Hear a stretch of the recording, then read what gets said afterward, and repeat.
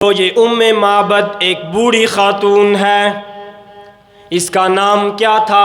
عاتقہ بنت خالد الخزاعیہ۔ اس نے صحرا کی پشت پر خیمہ لگایا ہے۔ دور سے جب کوئی مسافر معبد کے خیمے کو دیکھتا تھا تو اس کو یوں لگتا تھا جیسے صحرا میں کنواں مل جائے، امید کی کرن۔ پھر یہ خدمت کرتی مسافروں کی۔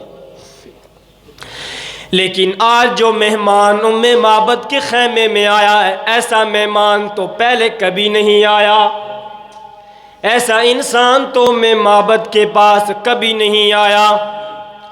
اللہ کے رسول صلی اللہ علیہ وسلم نے سلام کیا، حضرت ابو بکر سے فرمایا ابو بکر بڑھیا سے پوچھ اگر کچھ ہے تو لائے، بھوک لگی ہے، پیاس لگی ہے۔ حضرت ابو بکر نے معبد سے سوال کیا اماں جان کچھ ہے تو لائیے گا، بھوکے بھی ہیں پیاسے بھی ہیں، رات کا سفر طے کیا ہے، کچھ کھانے کو نہیں ہے، اللہ آپ کو جزائے خیر عطا فرمائے گا۔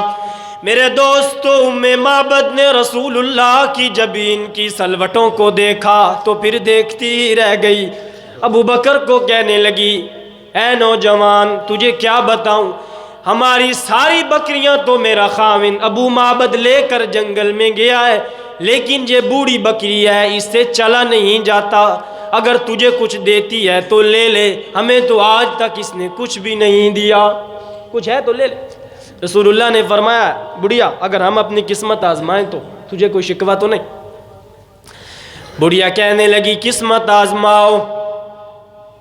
اللہ کے رسول صلی اللہ علیہ وسلم نے بکری کی کمر پر ہاتھ رکھا نا، خدا کی قسم مجھے نہیں معلوم اس بکری نے اس ہاتھ کی وجہ سے کس کس جوڑ میں کتنی ٹھنڈک محسوس کی ہوگی۔ اسے تو نہیں معلوم کہ یہ ہاتھ کیسا ہے، اسے نہیں معلوم اس ہاتھ کی برکتیں کیسی ہیں۔ وہ موقع یاد کیجئے گا جب اللہ کے رسول صلی اللہ علیہ وسلم صلح حدیبیہ پر تشریف فرمائے، خبر مشہور ہو گئی کہ حضرت عثمان شہید ہو گئے۔ اللہ کے رسول ایک درخت کے نیچے تشریف لائے، صحابہ کو جمع کیا کہ عثمان کا بدلہ لیے بغیر نہیں جائیں گے۔ اپنا ہاتھ نیچے رکھا، ابو بکر نے بیعت کی، اپنا ہاتھ نیچے رکھا، عمر نے بیعت کی، اپنا ہاتھ نیچے رکھا، حضرت علی نے بیعت کی، صحابہ بیعت کرتے رہے۔ قرآن کہتا ہے ید اللہ فوق ایدیہم، جب صحابہ نے بیعت کر لی تو اس کے بعد رب العالمین نے فرمایا ان کے ہاتھوں پر میں اللہ کا ہاتھ ہے۔ میرے دوستو جس ہاتھ کے اوپر کبھی ابو بکر بیعت کرے، جس ہاتھ کے اوپر کبھی حضرت عمر ہاتھ رکھے، جس ہاتھ کے اوپر کبھی حضرت علی شیر خدا کا ہاتھ آ جائے، پھر اسی ہاتھ پر اللہ اپنا ہاتھ رکھ کے بیعت کو پکا فرما لے۔ یہ معبد کی بکری کی قسمت تو دیکھو نا، جس ہاتھ کے نیچے صحابہ کے ہاتھ آتے ہیں، آج اس ہاتھ کے نیچے معبد کی بکری آ گئی ہے۔ کتنی قسمتوں والی یہ بکری ہے۔ اللہ کے رسول نے سوال کیا ابو بکر دیکھ تو صحیح دودھ آیا ہے یا نہیں آیا؟ حضرت ابو بکر نے عرض کیا آپ دودھ کی بات کرتے ہیں اللہ کے پیغمبر، صرف دودھ آیا نہیں بلکہ ایسا لگ رہا ہے کہ زمانے گزر گئے ہوں، بارش نہ ہوئی ہو، انسانیت پر فقر و فاقہ کا عالم ہو، ہر انسان اللہ سے بارش مانگتا ہو، پھر رب العالمین سیاہ بادلوں کو بھیجے، وہ سیاہ بادل اپنا سینہ چھلنی کر کے جس طرح اپنے قطروں کو زمین پر برساتے ہیں، اس بکری کے تھنوں میں دودھ ایسے آ رہا ہے۔ آپ دودھ کی بات کرتے ہیں، دودھ تو ایسے آ رہا ہے جیسے سامن میں گھٹا برستی ہے۔ اللہ کے رسول نے اپنے مبارک ہاتھوں کے ساتھ دودھ کو دوہا، معبد کو بیٹے کو دیا، پی بیٹا، اس نے پیا، سارے مسافروں کو دیا۔ میرے دوستو یہی سیرت رسول ہے، جب سب نے سیر ہو کر پی لیا اس کے بعد پھر رسول اللہ نے خود نوش فرمایا۔ یہ سیرت رسول ہے، اس کو آپ سمجھ لیں۔ یہ سیرت بیان کرنے کا مقصد یہ ہے کہ رسول اللہ کی سنتوں پر عمل کریں، پہلے دوسروں کو پلائیں، بعد میں خود پی لیں۔ ایسا نہیں ہو سکتا کہ جو انسان دوسروں کو پلائے وہ بھوکا رہے، ایسا ہو ہی نہیں سکتا۔ جو دوسروں کی خیر خواہی کرتا ہے اللہ تعالیٰ اس کو بھوکا نہیں رکھتے۔ ام معبد برکتیں بھی دیکھ رہی ہے، رحمتیں بھی دیکھ رہی ہے، رفعتیں بھی دیکھ رہی ہے۔ اللہ کے رسول صلی اللہ علیہ وسلم کے کبھی ہونٹوں کو دیکھتی ہے، کبھی سیاہ زلفوں کو دیکھتی ہے، کبھی بول چال کو دیکھتی ہے، کبھی چلن کو دیکھتی ہے، کبھی رسول اللہ کی ان موٹی آنکھوں کو دیکھتی ہے۔ دیکھتی تو پھر دیکھتی ہی رہ گئی۔ اللہ کے رسول محبتیں بکھیرتے ہوئے ام معبد کا شکریہ ادا کرتے ہوئے ام معبد کے خیمے سے نکل گئے۔ اب شام ہوئی تو ابو معبد تشریف لائے، لیکن یہ گھر تو بدلا ہوا تھا۔ اس گھر میں جیسے کبھی خوشبو نہیں آتی تھی، آج خوشبوؤں کا سامان ہے، رحمتوں کا عالم ہے، برکتوں کا نظام ہے۔ ام معبد داخل ہوتے ہوئے ابو معبد داخل ہوتے ہی کہنے لگا، ام معبد یہ کیسا عالم ہے، ہمارے گھر میں خوشبوئیں کیسی، پہلے تو ایسا کبھی نہیں ہوا تھا، آج ہمارے گھر میں خوشبو کیسی ہے۔ ام معبد کہنے لگی، ابو معبد کیا بتاؤں، آج میں نے جو ایسا انسان دیکھا ہے ایسا زندگی میں کبھی نہیں دیکھا۔ جیسا آج انسان آیا نا ایسا تو کبھی نہیں دیکھا۔ وہ کیسا انسان تھا؟ اب ام معبد نے حلیہ بتانا شروع کیا۔ رأیت رجلا حسینا جمیلا قسیما ابعد من جمیل احسن ابعد اجمل من بعید احسن من قریب۔ ام معبد کہنے لگی، میں نے ایک حسین انسان دیکھا، ایک جمیل انسان دیکھا، وہ اتنا خوبصورت تھا کہ میں اس کو قریب سے دیکھتی، میں اس کو دور سے دیکھتی تو وہ مجھے بہت زیادہ خوبصورت لگتا تھا، لیکن جب وہ قریب آ جاتا تھا تو وہ اس سے زیادہ بھی خوبصورت ہو جاتا تھا۔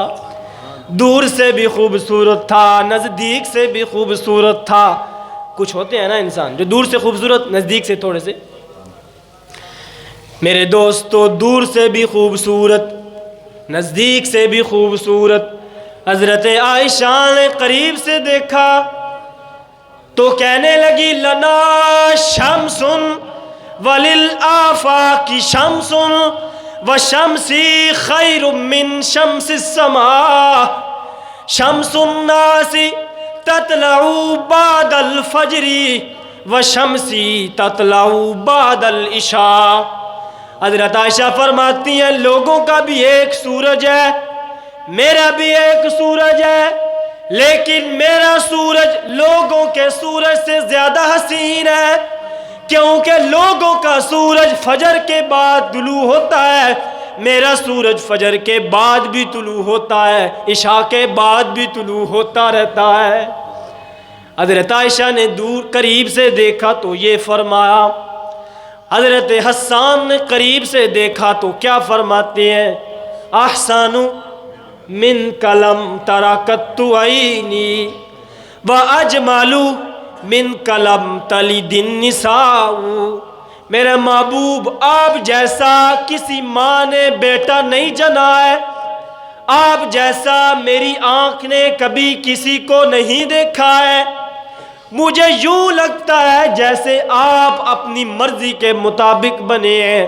ان لوگوں نے قریب سے دیکھا تو یہ فرمایا۔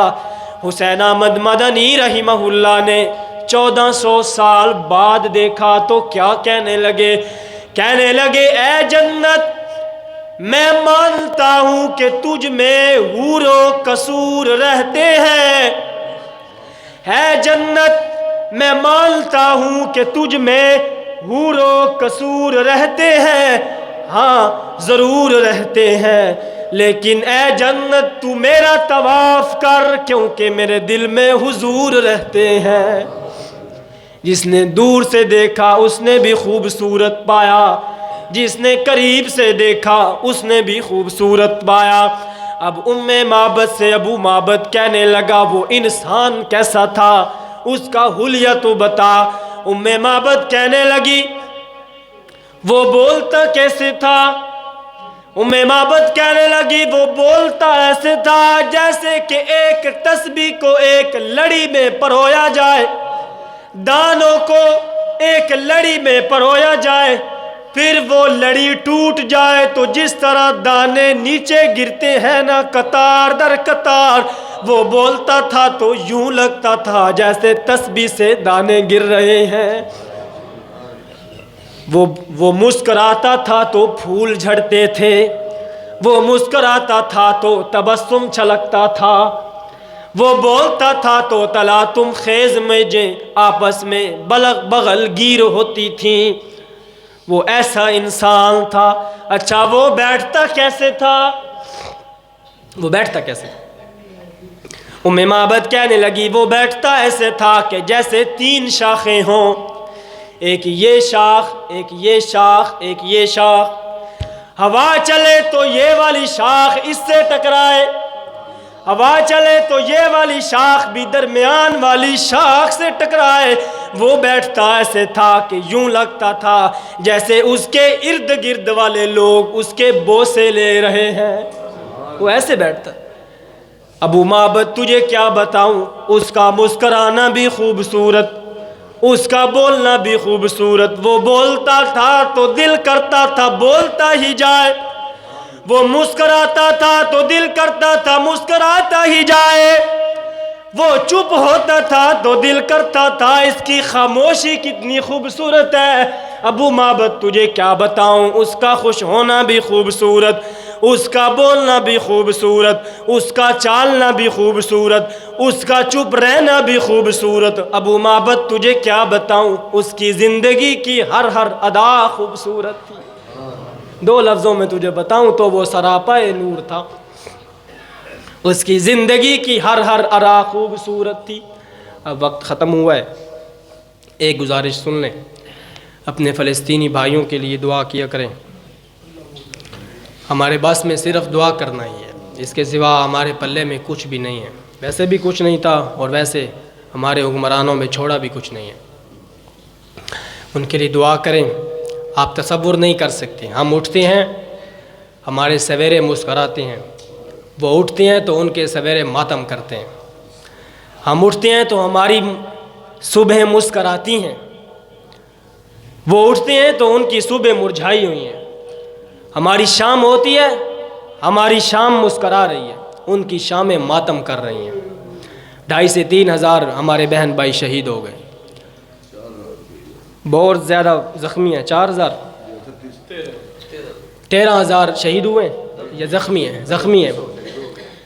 ان کے لیے دعا کریں، اللہ تعالیٰ کوئی ایسا مسیحا ان کے لیے بھیجے جو ان کو اس ظالم بستی سے نکالے۔ وَجْعَلْ لَنَا مِن لَّدُنْكَ وَلِيًّا وَاجْعَلْ لَنَا مِن لَّدُنْكَ نَصِيرًا۔ وہ صبح و شام اللہ سے دعائیں کرتے ہیں، اللہ کچھ ایسا انسان بھیج جو ہمیں اس ظالم بستی سے نکالے۔ بیت المقدس ہمارا ہے، القدس ہمارا ہے، رسول اللہ نے۔ ہاں ابھی تک وہ وقت نہیں آیا کہ جس وقت ہندوستان کو ایک جماعت فتح کرے گی اور وہ اپنے کالے جھنڈے جا کر فلسطین میں بیت المقدس میں فتح جا کر نصب کرے گی، وہ وقت ابھی دور ہے۔ لیکن بیت المقدس کے لیے لڑنا یہ اسلام کا شیوا ہے، یہ مسلمانوں کا۔ حضرت عمر نے اس کو فتح کیا، حضرت ابو عبیدہ بن جراح نے، پھر صلاح الدین ایوبی نے اس کو فتح کیا۔ ان کی بھی وہاں پر عبادت گاہ ہے، وہ بھی ایک دیوار سی ہے، وہ صحابہ نے گرا دی تھی، اس لیے وہ اس کے لیے لڑ رہے ہیں۔ بہرحال ان کے لیے دعائیں کریں، رو کر اللہ سے دعا کریں، ہو سکتا ہے اللہ تعالیٰ ان کے لیے کوئی ایسی امداد بھیجے جو انہیں اس ظلم سے نجات عطا فرمائے۔ اللہ تعالیٰ سے دعا ہے کہ عمل کرنے کی توفیق عطا فرمائے۔